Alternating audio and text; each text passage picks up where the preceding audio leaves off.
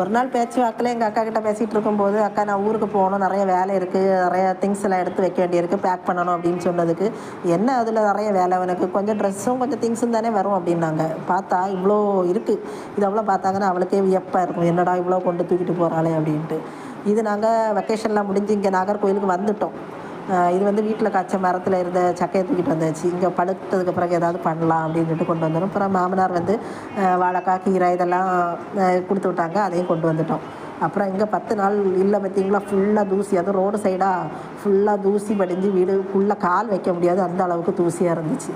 அதுக்கு பிறகு இதெல்லாம் வந்து கழுவி எல்லாம் தொடச்சி அப்புறம் வாசல் வரைக்கும் படியெல்லாம் கழுவி விட்டதுக்கு பிறகு தான் ஒரு நிம்மதியாக இருக்கும். அங்கேயே பெண்டு கலந்து தான் இங்கே வருவேன். ஏன்னா அங்கே எல்லாம் இனி லாக் பண்ணிட்டுலாம் வரணும். அதனால் அதையும் எல்லாம் க்ளீன் பண்ணி தொடச்சி அதை முடித்து அந்த வேலையை முடிச்சுட்டு இங்கே வந்து ஃப்ரீயாக இருக்கலான்னு முடியாது. ஏன்னா இங்கே வந்து ஃபுல்லாக எல்லாம் செய்தாலே க்ளீன் பண்ண பிறகு தான் நிம்மதியாகவே உட்கார முடியும்.